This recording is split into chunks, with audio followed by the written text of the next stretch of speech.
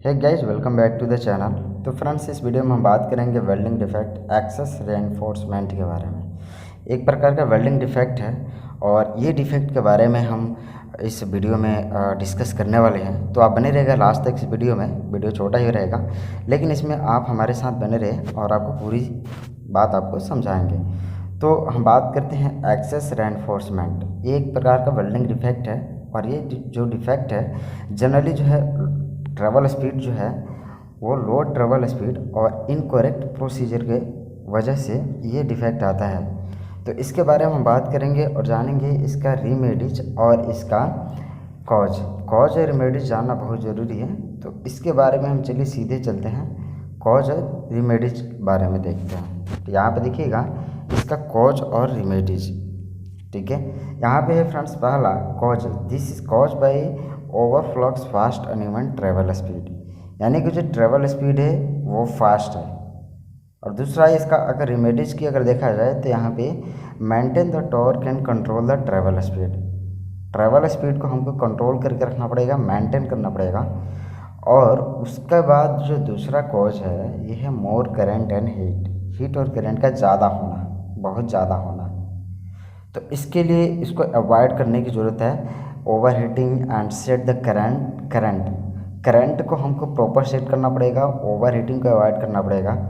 Next है cause voltage too low, voltage अगर बहुत कम है तो उसमें भी ये डिफेक्ट आएगी। तो इसमें है adjust the voltage proper way. And next one more gap between the weld joint के अंदर अगर जो ज्वाइंट है उसके अंदर ज़्यादा गैप है, रूट गैप है बहुत ज़्यादा, तो उस कंडीशन में ये आएगी। तो इसके लिए मेंटेन द गैप, तो रूट गैप जो है यानी कि जो पीटअप करने का जो प्रोसीजर है उस समय ध्यान देने की बात है कि रूट गैप मेंटेन होना चाहिए, बराबर ना ज़्यादा ना कम होना चाहिए। अगर मान लो कम है तो कोई दूसरा डिफेक्ट आएगा, अगर ज़्यादा है तो एक्सेस रेनफोर्समेंट।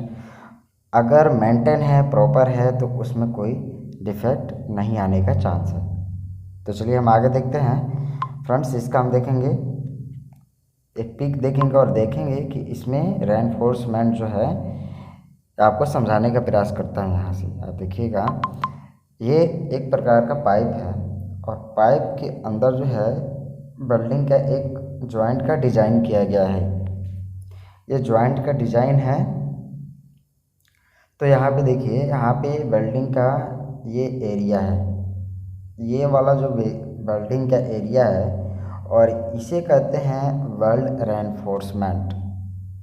तो कितना होना चाहिए, अगर मान लो कि 2.4 पाइप का थिकनेस है तो उसमें जो है उसके हिसाब से उसमें जो उसका रेनफोर्समेंट हाइट है तो वो होना चाहिए 2.5। अगर पाइप का मटेरियल का नॉमिनल थिकनेस अगर मान लो कि 2.4 mm से कम है तो उसमें उसके रेनफोर्समेंट हाइट जो है 2.5 से ज़्यादा नहीं होना चाहिए। ये कैटेगरी बी एंड सी के लिए बता रहा हूँ आपको, ठीक है। तो चलिए यहाँ पे देखते हैं फ्रेंड्स। तो ये यहाँ पे आपको मैं बताता हूँ कि रेनफोर्समेंट हाइट ये वाला है, ठीक है। इसका जो हाइट है, ठीक है, आपको इसका जो हाइट है वो 2.5 से ज़्यादा नहीं होना चाहिए mm में। तो मटेरियल का जो थिकनेस है, पाइप का जो थिकनेस है, ये उसके ऊपर ही डिपेंडेंट करता है according to code and specification ASME section 9। So यहाँ पे जो है इसका ये रेनफोर्समेंट हाइट है, ठीक है। तो इसका ज़्यादा नहीं होना चाहिए।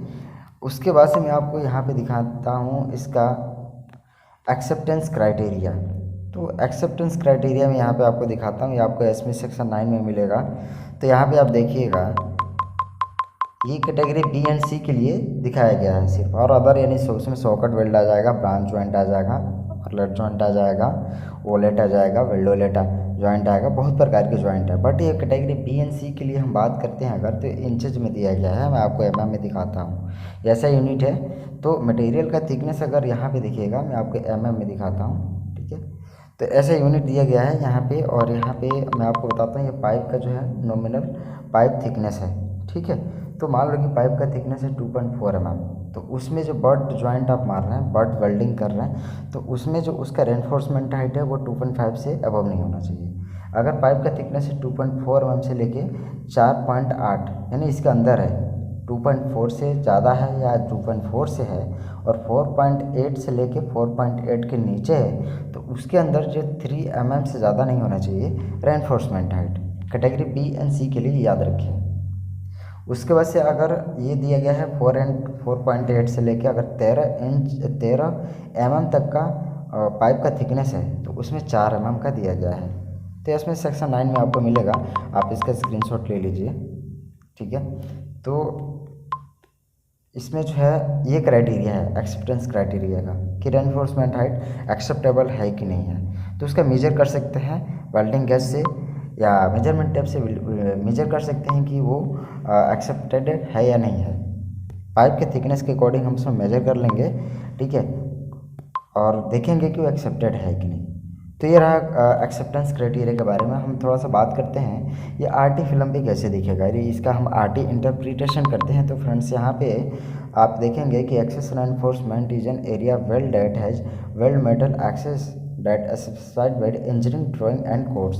तो कोड और स्टैंडर्ड है उसका, तो उसमें देखा जाएगा कि वो एक्सेप्टेबल है कि नहीं, और ये देखा जाएगा कि इसका आरटी इंटरप्रिटेशन पे, आरटी फिल्म पे इसका जो डिफेक्ट है वो कैसे दिखेगा। तो मैं आपको यहाँ पे बताता हूँ कि ये एक पाइप में वेल्डिंग किया गया है और इसका रेनफोर्समेंट हाइट है वो ज़्यादा है। तो यहाँ पे ये ऐसा दिखेगा, मतलब ये जो है आपको सेंटर में ही दिखेगा बट ये वाइट रहेगा। यहाँ पे मैं आपको एक आरटी फिल्म दिखा रहा हूँ, आप ध्यान से देखिएगा ये वाला, ठीक है। यहाँ पे इसका आप देख सकते हैं कि ये वाला जो भाग है इसका ये वाइट हो गया है, ठीक है।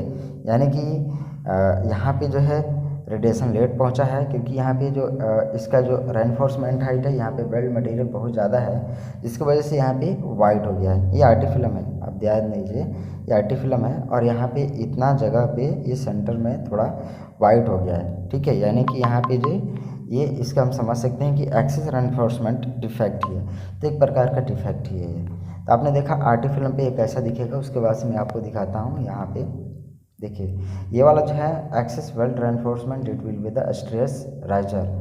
अगर पाइपिंग सिस्टम में स्ट्रेस राइजर का काम करता है और स्ट्रेस रेसिडुअल और डिस्टोर्सन के बारे में वीडियो बना चुका हूँ। तो ये डिस्टोर्सन और रेसिडुअल स्ट्रेसेस का वजह बनेगा एक्सेस पेनिट्रेशन। तो इसको जो है हमको एक्सेप्टेंस क्राइटेरिया के लिए हमको देखना पड़ेगा और इसका जो कॉज और रेमेडी जिसके बारे में आपको बताया, तो ये एक्सेप्टेबल है, यहाँ पे देख सकते हैं, और ये एक्सेप्टेबल नहीं है क्योंकि यहाँ में इसमें ज़्यादा रेनफोर्समेंट हाइट है और इसमें एक्सेप्टेंस क्राइटेरिया के अंदर है, उसको फॉलो करता है। तो इसके लिए ये एक्सेप्टेड है और ये एक्सेप्टेड नहीं है। तो मुझे लगता है कि ये वीडियो आपको पूरा समझ में आया होगा, मुझे नहीं लगता कि आपको कोई डाउट होगा, ठीक है। अगर फिर भी कोई डाउट है तो मुझे ज़रूर कमेंट कीजिएगा। और यहाँ पे इस वीडियो में इतना ही बताएंगे आपको। तो नेक्स्ट वीडियो में मिलते हैं आपसे एक नए टॉपिक पे, और ये वीडियो देखने के लिए आपका थैंक यू सो मच।